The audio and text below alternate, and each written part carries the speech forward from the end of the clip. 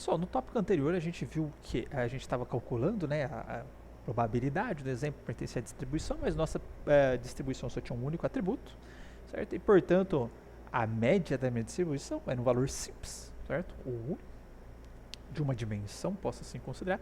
E aí, para calcular um dos fatores importantes nesse meu cálculo, né, além do desvio padrão da minha distribuição, era a diferença entre o novo exemplo, tá, e a média da distribuição. Ou seja, meu novo exemplo era um valor único, fazia para calcular a diferença dele para a média, a diferença dele para o valor da média, simples assim, né? A gente já conseguia calcular a diferença no eixo x e, consequentemente, fazer o restante da conta, tá? Só que agora a gente pode avançar aqui e considerar que o meu dado é composto por mais de um atributo, né? Por exemplo, se eu tenho lá na minha transação bancária lá, ao invés de simplesmente o valor que eu gastei, posso conter lá o dia da semana, a hora, o valor gasto, enfim, tá? Na hora que eu estou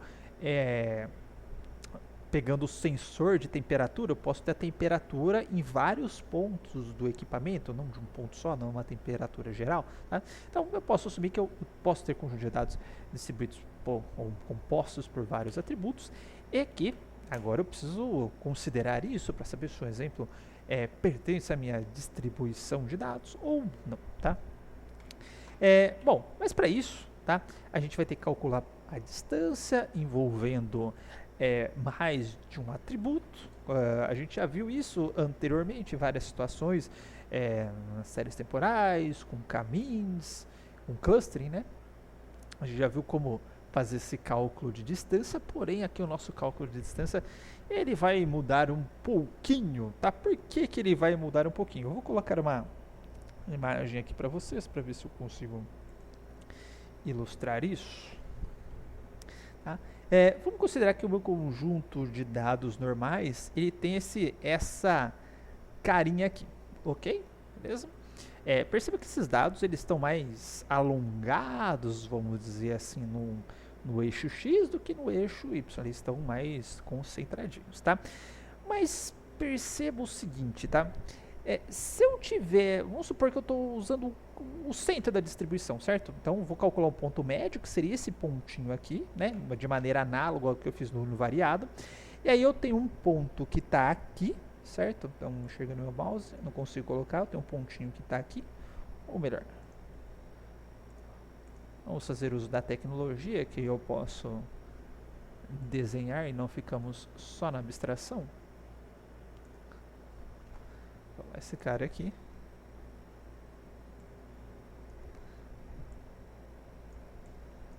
Botei o meu dado. E aí vamos supor que eu consegui calcular. Deixa eu trocar a cor. Isso.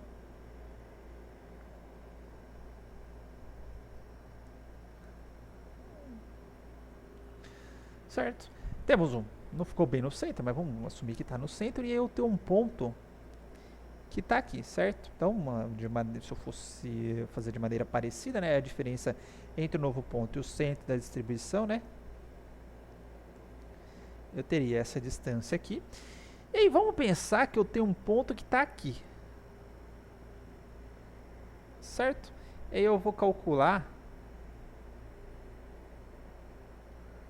a distância desse ponto para o centro da minha distribuição, certo? Bom, visualmente, né, esse pontinho que está aqui, ele está mais próximo do centro da minha distribuição do que esse ponto que está aqui, certo? Mas olhando, não dá a impressão que esse ponto aqui, ele está mais junto, está no meio da galera aqui, da distribuição, dos meus exemplos normais, enquanto que esse ponto aqui, ele tá meio deslocadão da minha galera, não dá essa impressão? Só que se eu for calcular a distância direta, por exemplo, utilizando euclidiana, que seja Mahalanobis, tá? Esse carinha aqui, ele vai ser menos próximo, vai ser mais próximo, perdão, do centro do que esse cara. Mas tá errado, tá? Por quê? Porque os meus exemplos normais, eles estão variando mais nesse eixo do que nesse eixo aqui. Então eu tenho que considerar que nesse eixo aqui, tá? De alguma forma, mesmo que ele esteja mais distante, eu tenho que fazer com que ele fique mais próximo, porque faz parte do meu dado, da característica do meu conjunto de dados, variar mais nesse eixo. E nesse eixo aqui faz sentido que se ele está, vamos dizer assim, um pouco mais distante, eu tenho que dar uma penalizada nesse cara aqui, porque ele está variando de fato. Esses dados nesse eixo eles têm que estar mais concentrados, tá? Então se ele já está um pouquinho longe, eu tenho que penalizar esse cara aqui, certo? Porque nesse eixo ele varia menos, tá? Então de alguma forma eu tenho que considerar essa variação, tá, nos eixos para dar, vamos dizer assim, uma importância, tá, um peso, tá, para cada atributo, vamos dizer aqui na hora de calcular a distância, de acordo com a sua variação. Então, para um atributo que varia mais, tá, eu vou fazer com que ele fique, vamos dizer assim, mais próximo. Tá? Para um atributo que varia menos, tá, eu vou dar um peso para deixar ele um pouquinho mais distante, de forma que se eu quiser que esse cara seja próximo, ele tem que estar bem próximo do ponto central naquele eixo, tem que estar mais próximo do ponto central naquele eixo. Mas se eu tenho um atributo que varia bastante, tá, em um dos eixos, eu posso considerar que ele esteja um pouquinho mais distante do centro da minha distribuição. Tá? E como que eu posso fazer isso? Tá? A gente tem uma fórmula, eu já vou destrinchar o que acontece com essa fórmula, tá? Mas, para fazer isso, a gente tem a distância de Mahalanobis, tá? O que é essa distância de Mahalanobis? Bom, a gente viu que, dado dois objetos, né? Eu vou calcular a distância entre dois objetos. Aqui eu já estou instanciando ela para o nosso problema futuro, que vai ser calcular a distância entre um objeto e objeto central, tá? Então, por isso que eu já coloquei o overline no X aqui. Mas, enfim, posso calcular a distância entre quaisquer par de objetos, tá? Mas a questão é a seguinte, tá? Na euclidiana a gente tinha a diferença, né, ao quadrado, tá, na raiz, certo? É a norma L2, tá? Aqui é como se eu tivesse a distância ao quadrado, né, se eu considerasse só esse termo e esse termo, tá? Mas eu estou multiplicando essa diferença de vetor por uma matriz S, ou melhor, pela inversa da matriz S. Eu vou lá que é a matriz, e depois novamente pela diferença dos vetores, só que transposto para dar certinho as contas. Depois eu desenho as dimensões para vocês, tá? Mas o que é essa matriz S, tá? Essa matriz S é a matriz de covariância dos dados, tá? E ela vai ter dimensão M por M, tá? E o M vai ser o número de atributos. Vou tentar desenhar para vocês, tá? Vou pegar aqui então essa formulinha.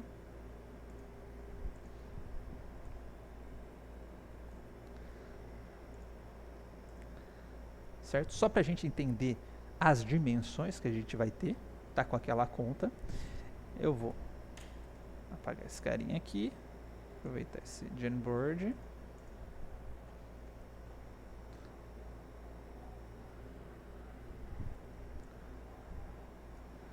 vou lá o exemplo, tá? E vamos supor que o meu exemplo de entrada, tá, ele tenha 3 atributos, certo? Então 1, 2, 3, tá? Supor que a minha matriz S, tá?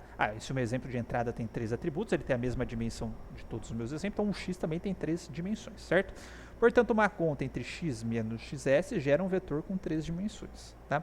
A matriz S, eu falei que ela é M por M, se esse cara aqui tem M, tá? E M igual a 3, portanto, minha matriz S, ela vai ser 3 por 3. Então, aqui eu tenho 1 por 3, fazendo a multiplicação aqui, com uma de 3 por 3. E esse cara aqui, ele é 1 por 3, só que é transposto, tá? Então aqui a gente tem um 3 por 1 que vai ficar esse cara aqui. Vou fazer a diferença e vou transpor, ou seja, se eu tenho 1 por 3, ele vira 3 por 1, certo? Dimensão transposta. Então teria esse cara. De acordo com as propriedades da multiplicação, se eu tenho uma 1 por 3, tá, eu vou conseguir fazer uma multiplicação se a dimensão do próximo item a ser multiplicado é igual à segunda dimensão do primeiro item a ser multiplicado. Então, esse cara aqui tem que ser igual a esse cara aqui.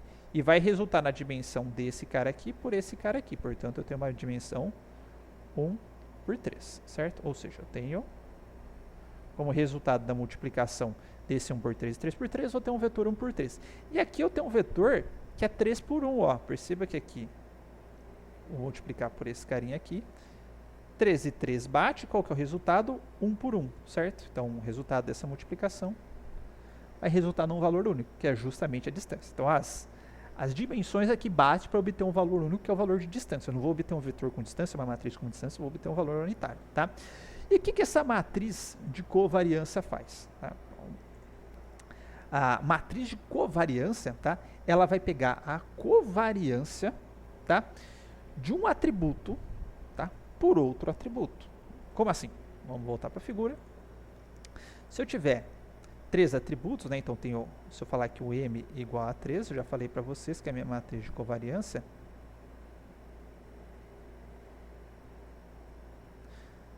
possui 3 atributos, então aqui seria o atributo 1, o atributo 2, atributo 3, atributo 1, atributo 2 e o atributo 3.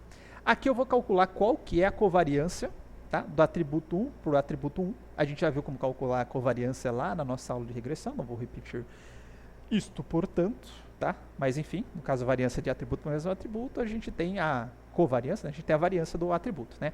Aqui, então aqui fica a covariância do 1 para 1 ou a variância de 1 para 1, tá? Aqui nessa célula eu vou ter a covariância, eu vou calcular a covariância do atributo 1 para o atributo 2. E aqui nessa célula do atributo 1 para o atributo 3. Aqui do atributo 2 para o atributo 1, atributo 2 para o atributo 2, atributo 2 para o atributo 3. Tá? Então, isso daqui vai ser a covariância de de pares de atributos, né?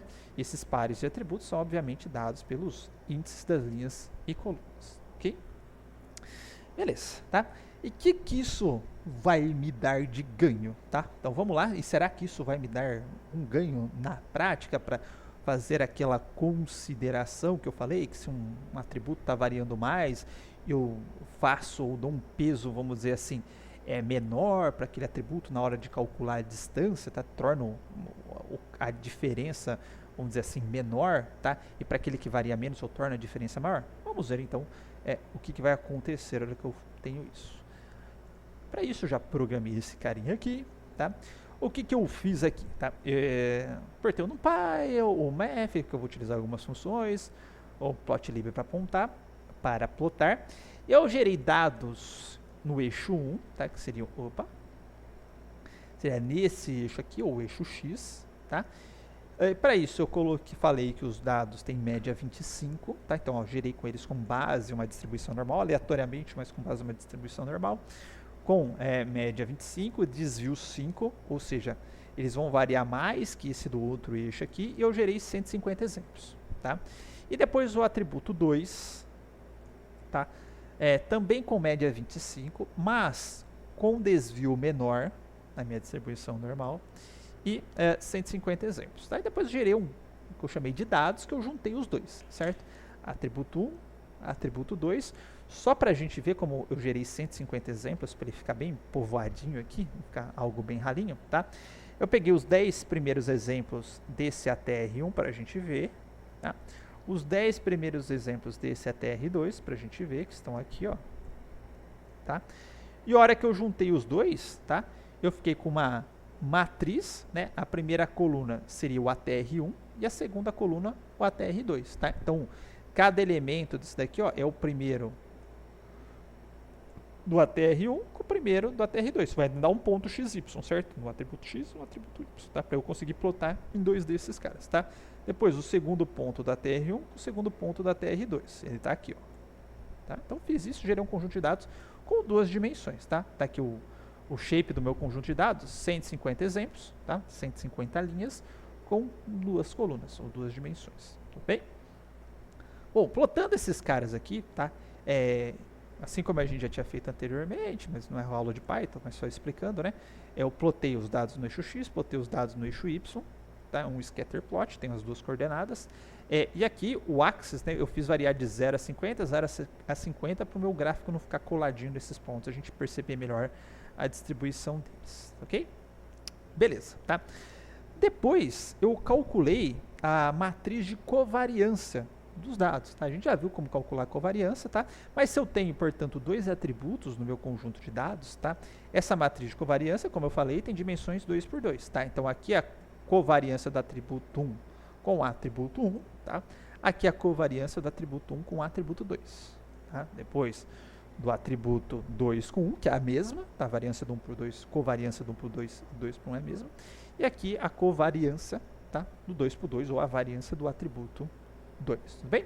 Então eu tenho uma função aqui dentro dessa biblioteca maravilhosa, chamada NumPy, chamar cov, que ele já vai gerar a matriz de covariância para mim. Tá? A única coisa que eu precisei passar como parâmetro, esse rollvar, que ele vai tentar fazer covariância por linha, tá? Eu quero por coluna, então eu fiz esse rollvar ser igual a false.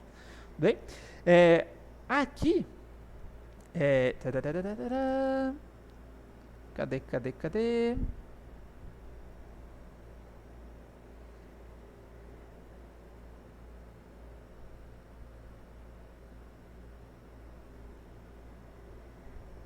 Tá aqui. Tá. Aqui eu tenho o inverso da matriz de covariância, certo? Eu também tenho uma função no NumPy que ele já calcula o inverso da matriz de covariância, que eu chamei aqui de invCovMatrix, tá? Então tá aqui a matriz de covariância, certo? Dos meus dados, tá? E aí, lembrando lá do colegial, né? Se eu pegar uma matriz multiplicar pela sua inversa, eu tenho a matriz identidade. Então, só para provar que esse cara aqui gerou a matriz de covariância, tá? Eu fiz a multiplicação, tá? Que eu posso utilizar o ponto dot, covmatrix ponto dot e o invCovmatrix, usar essa arroba, que é a multiplicação matricial, tá? Que eu utilizei a arroba e perceba então que a matriz identidade, ela tem 1 na diagonal e 0 nas demais posições. Aqui não ficou perfeito, mas está... mesma coisa que eu tivesse 18 zeros e um 5, tá? É quase zero, tá? E aqui também 18 zeros e um 1, tá? É quase zero também. E aqui eu tenho um exato aqui, ó, um aqui e um aqui nas diagonais, certo? Então, funcionou aí a minha covariância, se vocês têm algum probleminha de arredondamento numérico, tá? E aqui eu fiz a Mahalanobis, tá? Como que é a Mahalanobis? Só pra gente jogar aqui pro lado. Diminuir o zoom. Ó, a diferença entre um vetor e outro vetor, ó, então eu chamei aqui de exemplo 1, exemplo 2, ó, eu fiz a diferença, tá? Aqui eu estou recebendo o inverso da matriz de covariância, então eu fiz isso daqui, ó, diff, tá? Vezes o inverso da matriz de covariância, que é esse cara aqui, deixa esse carinha aqui para ganhar espaço.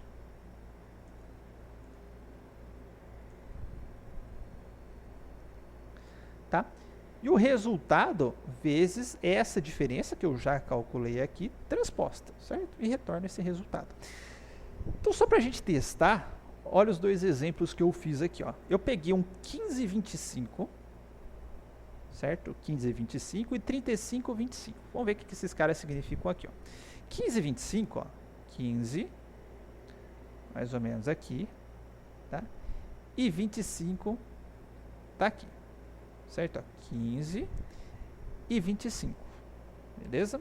O outro é 35 e 25. Ou melhor, deixa eu fazer um exemplo diferente. Eu vou fazer aqui, ó. Pegar no primeiro eixo 25, 25. Vou colocar bem no centrinho, ó. 25, 25. Tá? E eu vou pegar o 35, 25. Vou manter esse cara aqui, tá? Então... vou rodar aqui Mahalanobis, deu 4.07, ó. Então peguei um cara que está aqui com o cara que está aqui, ó, 35, 25, tá vendo, ó?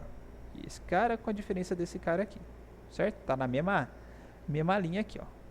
Agora eu vou pegar um que é 25, 35 pelo 25, 25. Então teoricamente, tá? A diferença é para ser a mesma, tá? Deixa eu... aqui... vou colocar ó, 25, 25, só que agora vai ser 25, 35, certo? Ó, aqui dá 0 de diferença, aqui dá 10. Aqui dá 10, aqui dá 0. Então, tecnicamente, tem que ser a mesma, né? Só que olha a diferença que deu, ó. Deu 19 de diferença. Por quê, ó? Porque esse 25, 35 é esse cara aqui, ó. Perceba como que ele tá meio fora, tá? Não tá acompanhando ou tá dentro aqui da distribuição dos dados, tá? Nesse eixo aqui, ele está aqui, ó, o 35 está aqui, tá? Então foi penalizado por conta disso daqui, ele acabou ficando mais distante, tá? Que um exemplo que se eu fosse utilizar a distância euclidiana, teria a mesma distância, mas que está aqui no meio do povão, entendeu? Então a Mahalanobis, ela vai ter esse efeito que é um efeito interessante aqui para a nossa aplicação de análise de outliers. Tudo bem? Então, em vez de utilizar diferença simples ou euclidiana, caso eu tenha dados multidimensionais, a gente vai utilizar a Mahalanobis, que a gente já viu que é interessante aqui para o nosso problema. Bom, então a gente tem a função de distribuição normal multivariada, tá? Na qual aquela parte da distância a gente vai considerar a distância de Mahalanobis, tá? Aqui a gente vai considerar a determinante, a raiz da determinante da matriz, mudou um pouquinho, tá? E esse m aqui é o número de dimensões, tá? Com isso a gente vai ter uma função, né, que quanto mais próximo ao centro e proporcional aqui à variância dos atributos, né, se ele seguir a variância, né, de acordo com a distância que a gente já viu, né, então mesmo que ele esteja um pouquinho longe do centro, mas ele vai ter uma probabilidade nesse caso aqui maior do que desse cara aqui que vai estar mais próximo do centro, tá ok? Depois eu até mostro uma figura para ilustrar isso melhor para vocês, tá? E mapeando, né, esta função de distribuição de probabilidade, igual a gente viu, tá? Eu tenho esta parte aqui,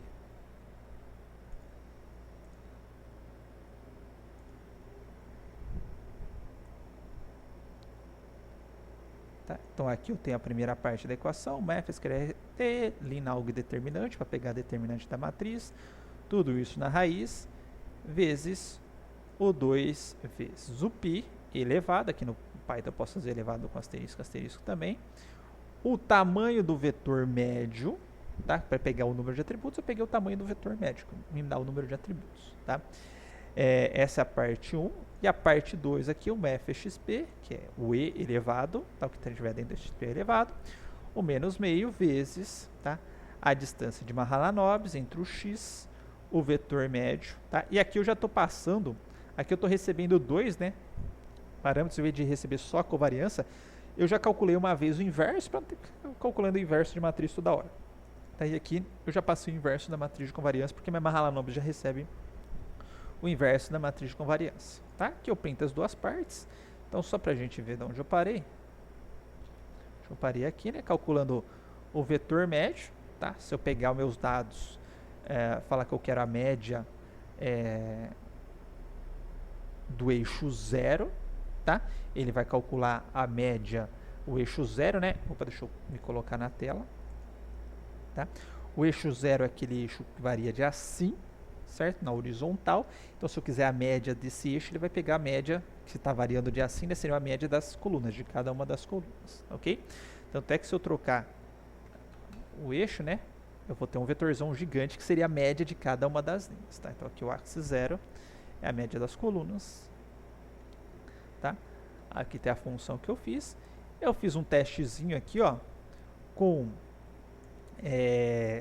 25, 25, tá? Seria algo próximo na média das distribuições que eu gerei. Obviamente eu vou ter essa média exata, né, porque eu vou gerar com base na média, tá? E dessa probabilidade 0.01, aí você fala, pô, mas a probabilidade está baixa, né? A gente vai ver que é baixa mesmo, tá? Só fazer um outro teste aqui. Eu vou pegar algo um pouquinho mais distante, tá? Eu vou fazer com aqueles mesmos exemplos que eu tinha, ó, 35, 25, 35, 25, tá? Ele deu um valorzinho pequenininho, tá? Mas agora eu vou fazer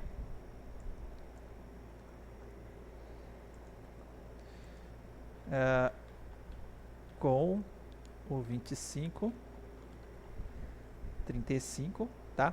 Perceba a diferença do valor, ó, menos 87, ou seja, eu tenho 87 zero, praticamente zero, tá? E aqui eu só tenho uns 5 zeros, apesar da probabilidade ser baixa, tá? Mas a característica, tá? Eu até peguei um online multivariado, deixei aqui para vocês, tá? Ó, passando, tá? A média aqui, ó, 25, tá? Do x, 25 do y, mais ou menos que eu mandei gerar meus dados ali. Um variando 2.5, a outra variando 5, ó, a gente teria esse plot aí das distribuições de probabilidade. Se eu tiver um ponto bem central, ó, perceba que ele está ponto do 0,01 alguma coisa, tá? Eu não consigo nem enxergar direito, não sei nem Onde é que está plotando esse cara? Ah, tá aqui, ó, 0.016, se eu tiver bem no ponto médio aqui. Tudo bem? Foi próximo do que a gente obteve. Obviamente que o 25 não era a média, tá? Porque a gente não tem exatamente os dados com aquela média 25, a gente gerou com base na média, mas se a gente ver, qual foi o resultado que a gente obteve com o 25? 25 deu 0.014, tá? E a próxima 0.016 que a gente obteve ali. Beleza? Não vou fazer conta para esse exercício, porque a gente viu que vai demandar um certo trabalho, vai calcular com a variância, amarrar lá no óbvio, etc. Vou deixar a parte, cobrar apenas a parte teórica para a gente ver como é que funciona essa parte quando eu tenho dados multivariados, tá? Bom, só para concluir essa parte aqui de abordagem estatística, então, parece bastante natural, tá? O que a gente fez, principalmente com a distribuição univariada. Da multivariada, tem aquelas probabilidades bem baixinhas, tá? Isso é característica da abordagem, então fica difícil calibrar um limiar ali quando é muito baixo, tá? Fica um pouco mais difícil que na univariada. Além disso, né, a gente assumiu que meus dados eles têm uma distribuição, a gente assumiu que os dados têm distribuição normal para fins de exercício, né, mas a gente tem testes estatísticos para verificar se de fato meus dados eles têm uma distribuição normal e eu poder aplicar esse tipo de distribuição. Já quando é multivariada, esses testes já não costumam funcionar muito bem, mas para univariada funciona muito bem, tá? E aí, dado isso, né, quando a gente tem dados, vamos dizer assim, multivariados e ficou meio esquisitinho também ter a distribuição, a função de distribuição normal, ou ainda para eu não ter que assumir que meus dados têm algum tipo de distribuição normal, nós vamos ver outras abordagens aí também, começando a partir de agora as abordagens baseadas em proximidade, tá ok? Então, até o próximo vídeo.